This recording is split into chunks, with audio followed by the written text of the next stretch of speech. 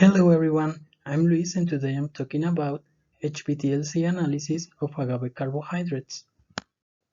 Some of the most important are called fructans and they are defined as fructose-based oligo and polysaccharides which are built up from sucrose, and according to their chemical configuration we can classify them first into linear fructans. In this group we can find inulin and levain and they are composed by different types of glycosyl linkages. Inulin is mainly composed by beta 2-1 linkages and levain is mainly composed by beta 2-6 linkages.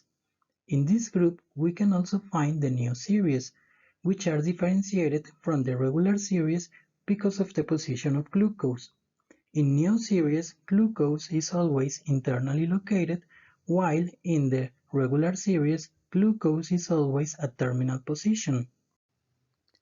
We can also classify these carbohydrates according to their degree of polymerization, and we call them fructooligosaccharides or aFOS when the dP is between 3 and 12, and we call them high dP fructans when the dP is larger than 12. We can find these molecules in different plant materials. For example, chicory roots contain inulin and levain can be found in Timothy grass, while neoinulin can be found in onion and garlic and neolevain in ryegrass. We can also classify fructans in branch fructans, and they are divided in gramineans and agavines, and the difference between them is determined by the position of glucose. In the case of gramineans, glucose is always at terminal position, and in the case of agavine, glucose is always internally located in the molecule. That's why agavines are defined as a highly branched new fructans. As the name suggests, agavines are found mainly in agave species. However, agaves possess a mixture of agavines and gramineans. But why are people so interested in fructans? Well, because of their biological and physical properties. For example, when we ingest fructans, they are not affected by the acid conditions of the stomach and then they can reach the intestine. There, they will exert different types of biological activities. For example, low dP fructans or aFOS will exert prebiotic effects, while high dP fructans will be fermented by microbiota into short-chain fatty acids, which has been reported with anti-cancer activity, especially against colon cancer. In addition, fructans have been used as additive for the production of functional foods, and they are correlated to the yield of distilled beverages such as tequila. Now, the question is how to approach fructans. How can I characterize them? For this, several techniques have been used and one of them is IR spectroscopy, especially in the mid-range.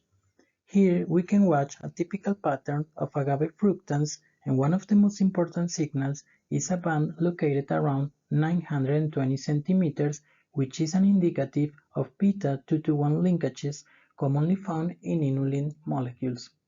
However, even if this technique is kind of informative and fast, at the end it provides little structural information.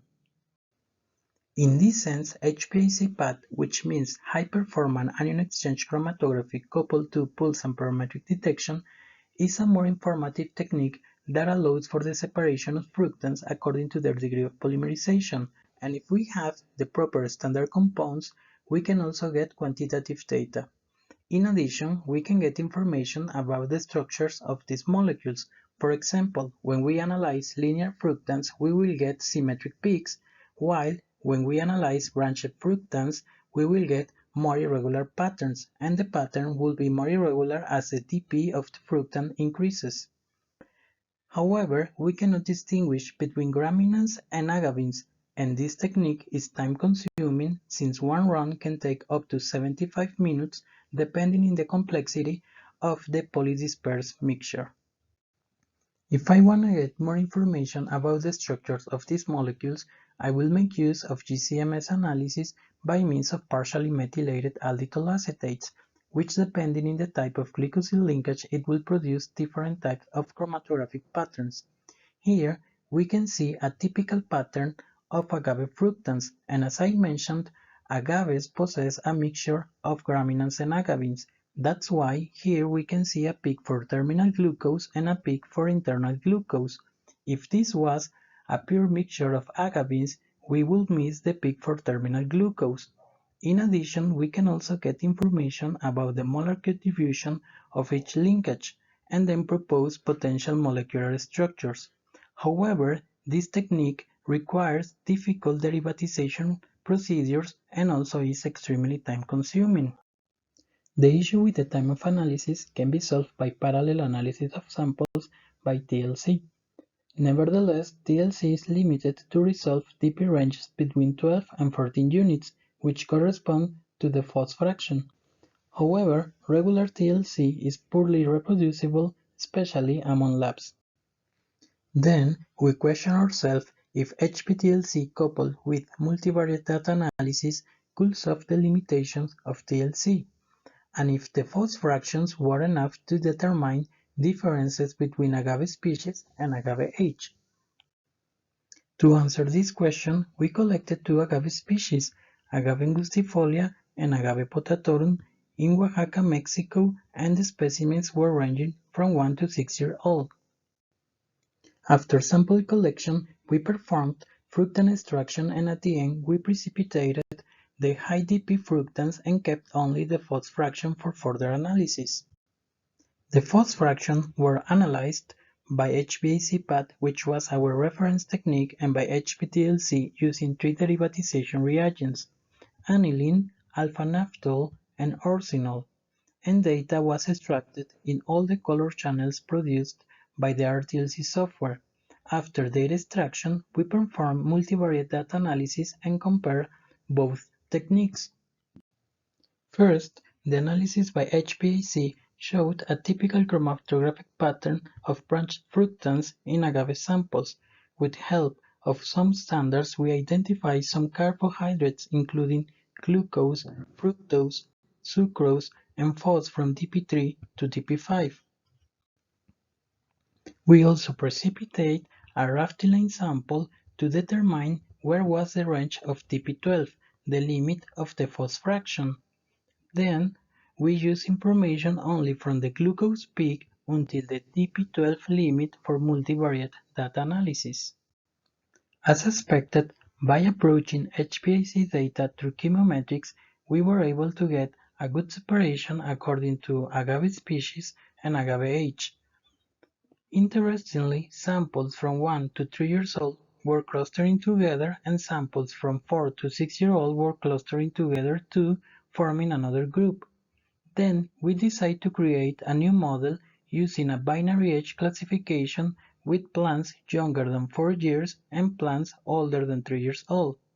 We achieved the separation of the samples according to this classification, proving a specific differentiation at 3 years in the accumulation patterns of fructans in agave specimens. Now I want to talk about this S-plot, which is organizing all the variables according to the correlation degree with the separate classes, in this case agave species. This plot is telling me that agave potatorum on the right is richer in fructose and glucose, while agave angustifolia on the left is richer in sucrose. I'm talking about this because this information is quite important to further discuss the way we extract and process HPTLC data, so please keep this in mind. In addition, we were able to establish linear correlations between the increase of agave age and the variation of fructan accumulation.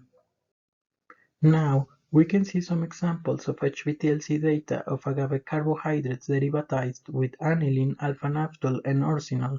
As you can see, all three reagents are good for the detection of carbohydrates. However, alpha-naphthol and orcinol seems to be more sensitive for the detection of this type of compounds. For example, when looking at RF values corresponding to kestose and neokestose in the case of aniline, we can observe some faint bands, while the same bands derivatized with alpha-naphthol and orcinol possess a stronger coloration, which is an advantage of these two derivatization reagents over aniline. However, aniline produces bicolor patterns, so we can watch some bluish and red bands, which is an advantage of these derivatization reagents over these ones, since these ones produce only one color pattern, probably providing less information to the chemometrics models. Then, let's see what happened with chemometrics of HPTLC data. As you can see here, we got a good separation according to agave species by OPLSDA. However, when looking at the S-plot, something weird is happening. Why? Because this plot is telling me that agave potatorum is richer in sucrose and agave angustifolia is richer in glucose and fructose. And if you remember well, this data is opposite to the one that I determined by anion exchange chromatography. Now the question is, which one is wrong? Well, sadly, at least for me, HPTLC data was wrong. Why? Because when looking at the HPTLC chromatograms, I realized that agave potatorum was richer in glucose and fructose, and agave angustifolia was richer in sucrose. So in some way the data was inverted, and at this point I didn't know why. Then I decided to analyze the HPTLC images with another software called Gel Analyzer, which is able to analyze light spots on dark background and dark spots on light background. I would like to mention that this option is the only available option in RTLC and Vision Cats. Then I realized that indeed the densitogram was getting inverted. For example, when dealing with dark spots under these conditions, instead getting a peak, I was getting a depression, and that's why the S-plot is inverted too. This was solved by telling the software that I was actually working with dark spots and that the background was lighter. Then the densitogram was corrected. Unfortunately, this option is not available in RTLC or Vision Cats. In addition, I'm not a programmer, so the only solution that I thought about it was inverting the colors by applying a negative filter to the HPTLC images.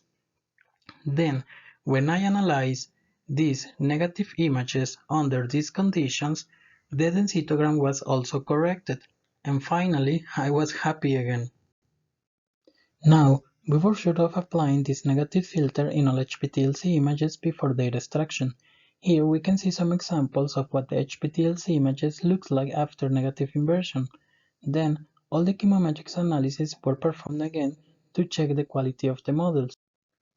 We were still getting a nice separation according with agave species, and now the S-plot is telling us that agave angustifolia is richer in sucrose and agave potatorum is richer in glucose and fructose, which is in line with the visual HPTLC data as you can see here and here. It is worth to mention that this was the best model to achieve this separation, and it was obtained from place derivatized with alpha-naphthol and extracted in the green channel. Now that we knew we had the proper data, we also performed PCA analysis using two scaling methods, unit variance and Pareto. Both of them were able to properly separate samples according with agave species.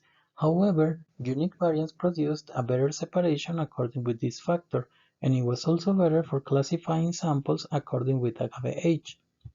Then we can state that HPTLC carbohydrate profiles can differentiate between agave species and agave ages. I would like to mention that these were the best models to achieve this separation, and they were obtained from plates derivatized with aniline and extracted in the gray channel.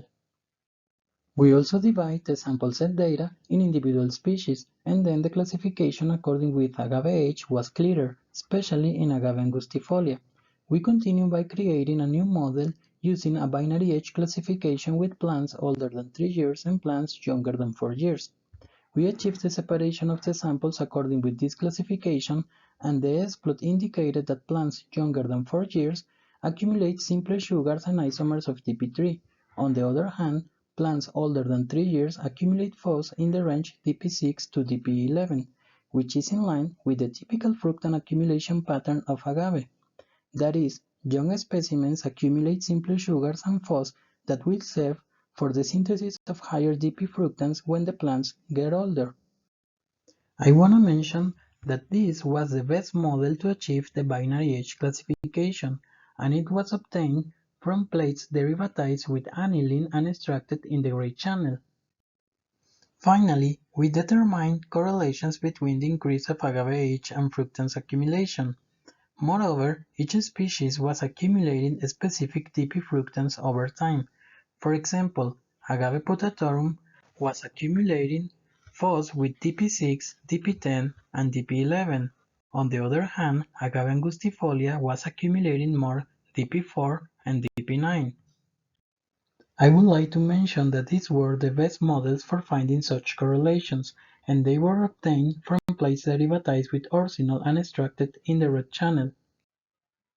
So, the message to take home is that HPTLC analysis is a robust approach for FOS fingerprinting which produces reliable models, and the FOS fractions are enough to differentiate between agave species and agave age. I would like to add that probably other factors correlated with agaves, for example geographical descriptors, could be well described by HPTLC. At last but not least, I would like to thank Professor Mercedes Lopez, head of the Lab of Natural Product Chemistry, and I would like to thank also to Professor Patricia Santiago and to Ruth Esperanza Marquez from CIDIR Oaxaca for their contributions to this work. Well, that's all, and thanks for your attention.